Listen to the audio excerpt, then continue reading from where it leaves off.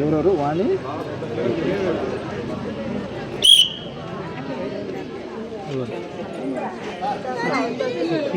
ఈ రేసా తీసుకోవాలి doctor sir పెట్టా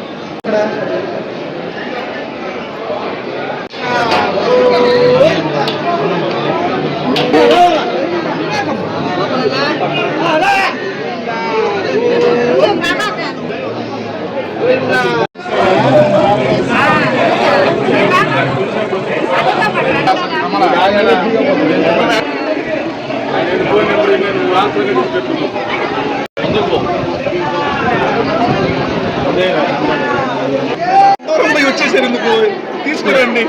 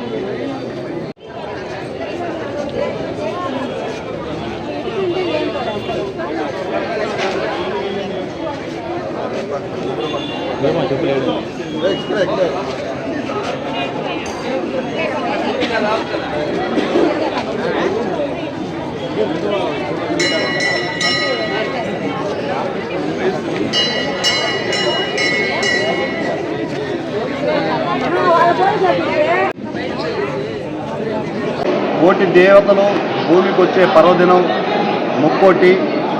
ఇదే మన సనాతన ధర్మం చెప్తుంది. హిందూ బంధువులందరికీ కూడా ముక్కోటి ఏకాదశి శుభాకాంక్షలు. ముఖ్యంగా తల్పగిరి రంగనాథ స్వామి ఉత్తర ద్వారం దర్శనం చేసుకోవడం ఎంతో ఆధ్యాత్మిక ఆనందం కలిగించింది. భక్తులందరూ కూడా ఈరోజు ఈ అవకాశాన్ని సద్వినియోగపరుచుకుంటారు.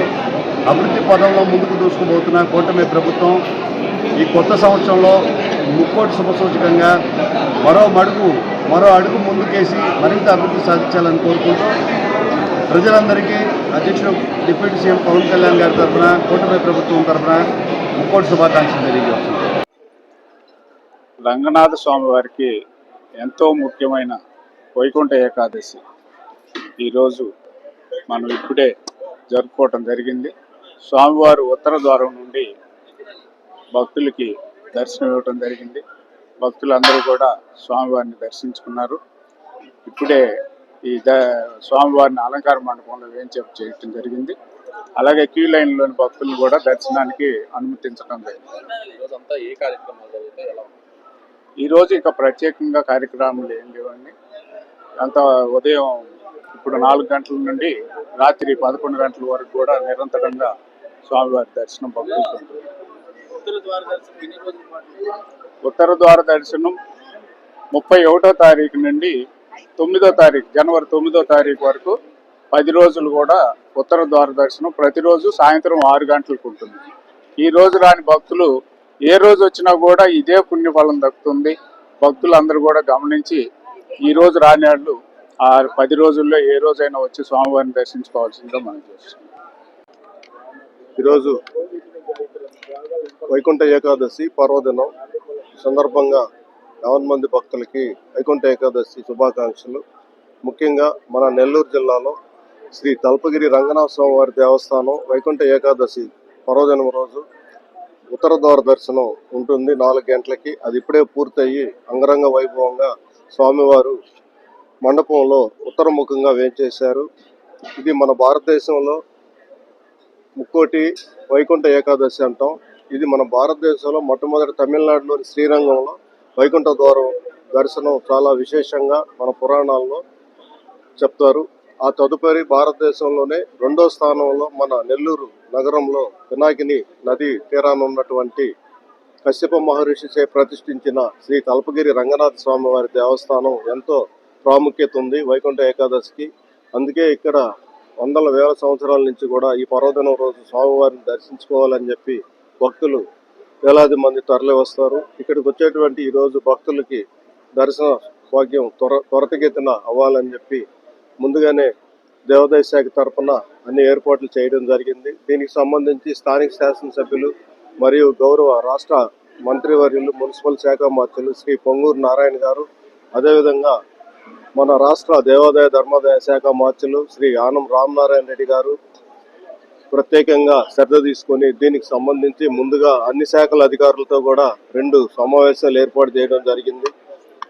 ఇప్పుడు అన్ని శాఖలు పోలీస్ అధికారులు, మున్సిపల్ అధికారులు, ముఖ్యంగా ఎలక్ట్రిసిటీ, శానిటేషను వీళ్ళందరూ కూడా వైద్య ఆరోగ్య శాఖ అందరూ కూడా వారి వారి నిధులన్నీ కూడా పూర్తి చేసి ఈరోజు భక్తులకి అందరూ క్యూ లైన్ ఫామ్ అయింది. మన జిల్లాకు వస్తే రంగనాథ స్వామి టెంపుల్ మొట్టమొదటిగా వైకుంఠ ఏకాదశి రోజు భక్తులు దాదాపు 70,000 మంది పైగా దర్శించుకుంటారని చెప్పి అంచనా వేశాం.